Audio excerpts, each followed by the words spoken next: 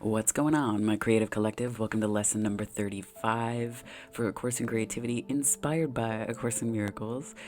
Lesson 35 as well. So this is mind maps made from clay, and this particular lesson from A Course in Miracles is my mind is part of God's. I am very holy. So this is also, this our mind is one with spirit. So what do we see? What do we see, and how does that affect the way that we perceive, the way that we make meaning? How does that land within us? How does that affect us, right?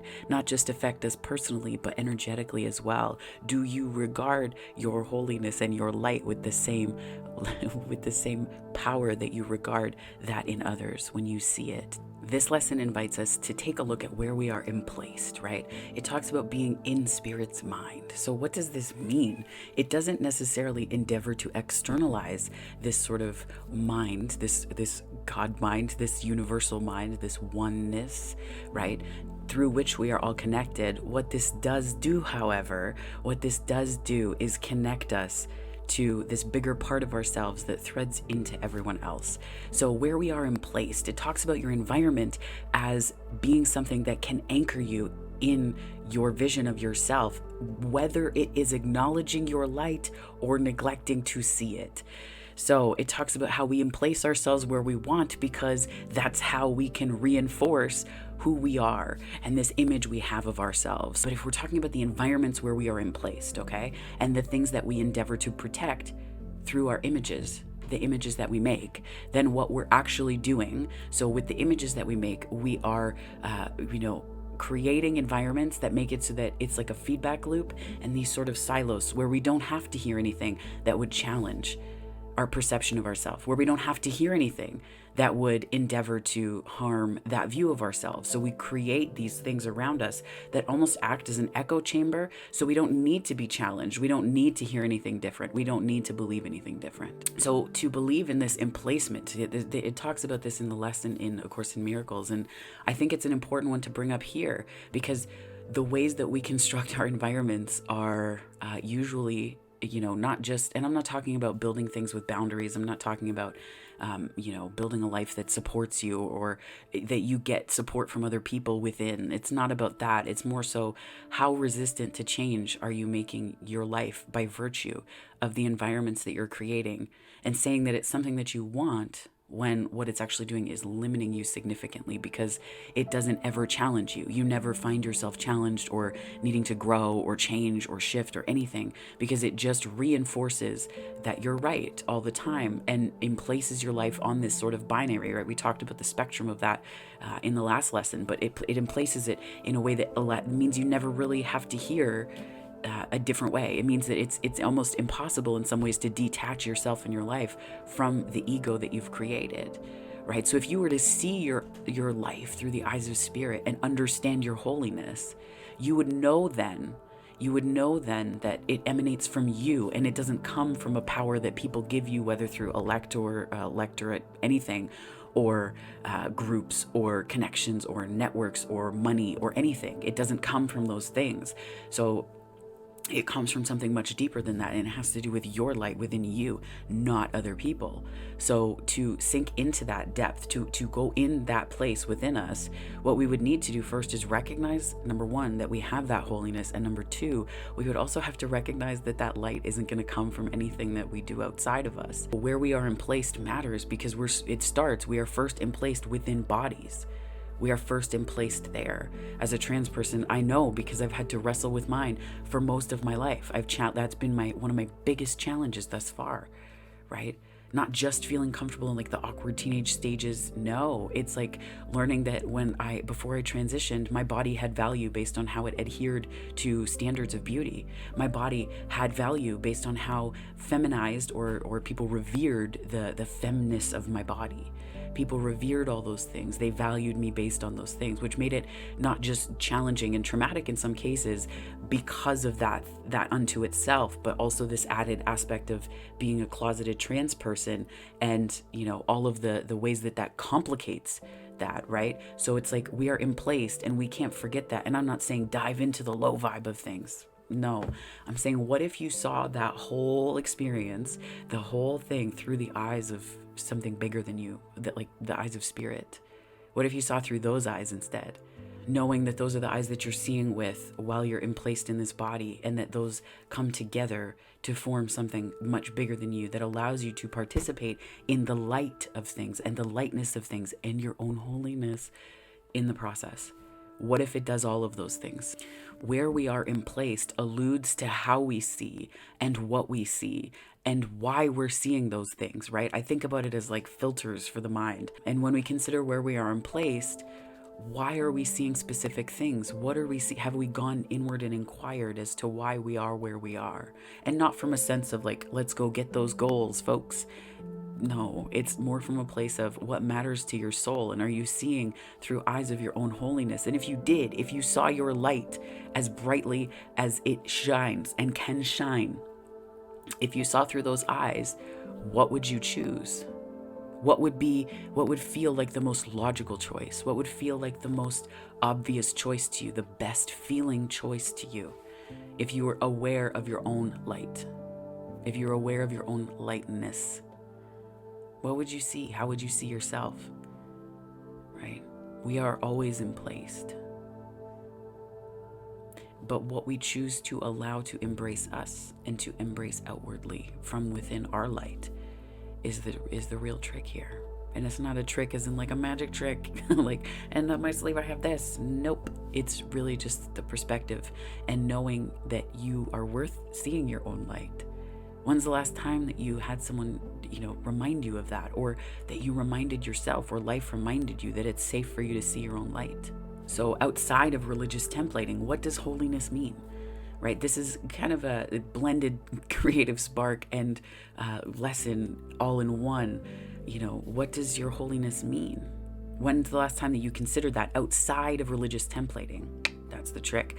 Outside of religious templating. Because your holiness doesn't exist in a book. It doesn't exist in a place. It doesn't exist in a person. It doesn't exist in a mythology. It exists in you. Right now, you. So how does that change the way that you see the world around you? To know that thing that you've been seeking the whole time is inside of you and has been inside of you the whole time still. What does that mean to you and for your life and how you choose to see other people? Because as we covered yesterday in yesterday's lesson, we know that you cannot see or regard holiness in other people if you are not also regarding holiness in yourself. You are not seeing it in other people if you cannot first see it in yourself. Right? And this isn't about selfishness or self-centeredness. It's just the nature of vision, because you can't comprehend something that you haven't endeavored to really fully see yourself. Holiness isn't something other people tell you you are. It's not something that they can give you or bless you with or baptize you with. It comes from you. It comes from you. And I find that I think we're reaching more of a point collectively where we're understanding, like the veil has been pulled back and we're seeing that it's not what got us here won't get us there. So for your creative spark today, just consider, this is more of a consideration in terms of, a bit of a meditative activity, considering what your holiness means here and why you might have come here. How, if you came here just for the purpose of experiencing your own holiness, what that would feel like. To experience your own light. To bask in the way that your light brightens others' lives. That alone. If that was the only reason why you came here. That was the only reason why you came here. What would that mean? And what would that feel like? What would that be like for you? Right? That's your creative spark. Considering these things, because then we pull ourselves outside of us and we begin to see through the eyes of spirit. We begin to see through the eyes of that something that's bigger than us, right? That goes beyond this life, that's timeless. We connect to that timeless part of ourselves that goes beyond a body, right? Because this lesson is also about the proximity, our proximity to the mind of spirit, our proximity to our own light, because it exists within us. And again, it's not outside. Nope. It's not going to come from outside. This isn't to malign religion at all, but to say, because, I grew up believing in that stuff. I grew up believing in systems saving me and books being, the be all and end all, which just isn't true. It's just not true. I grew up in that space. So this is, I believe that we're getting to a point collectively where we're seeing cracks in the foundation of religious templating, and thank goodness for that. This lesson is also about remembering what's real for you. What's real, right? What is real? So the practice for the A Course in Miracles, the workbook, it talks about, saying like, I see myself as, depressed. I see myself as imposed upon. I see myself as blank, right? And then the remedy for that is deferring to the way that you are part of Spirit's mind and that you are holy. So this is a reconnection to what's real, and a reconnection to the fact that there is a part of you and that is encoded in your energetic structure from the jump that cannot be harmed, because you are part of this oneness. You are connected to everybody and everything. And there's an energetic foundation that is fundamental to you, that is a significant component of your being, that cannot be harmed, that cannot be touched, that cannot be affected by the stuff going on in the world, the small stuff. Because in the big picture, it's small stuff. Yes, there are bigger impacts, right? As a trans person, I know this, but I also know that there's a part of me that goes beyond all of it. And it has to, because how do you find peace in the things you can't change? There's a Maya Angelou quote that says something to the effect of, like, beloved Maya Angelou. Oh, that's the tattoo that I've got right here. But there's a quote that says, there are going to be things you can't change, and this is paraphrasing, but there will be things that you can't change. So what you have to do is change your attitude about the things that you can't change, so that you can refocus your energies on what you can change, because that sphere is much bigger than you think. It's much bigger than you think, because it connects to the part of you that goes beyond this particular moment. But we need to remember our power.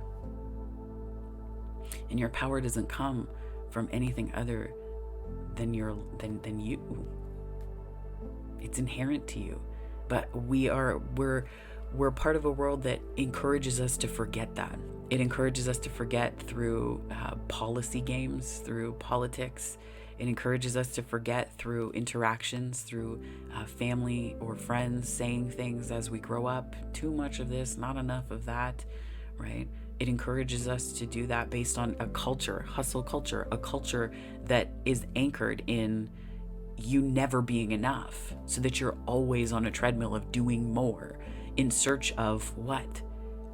The feeling that the recognition that the light is within you would come from. That is your lesson for today. It's a bit shorter, but still sweet. So thank you so much for your eyes and your time, my friends. I'm very appreciative that you're here. If this resonated, give it a like and subscribe if you haven't already. And beyond this, there are ways you can connect on the channel. But if not, I hope that wherever this finds you on the time-space continuum, it finds you very well and wrapped up in so much light and love, my friends, and remembering your holiness. So take care, my lovelies, and have a wonderful day.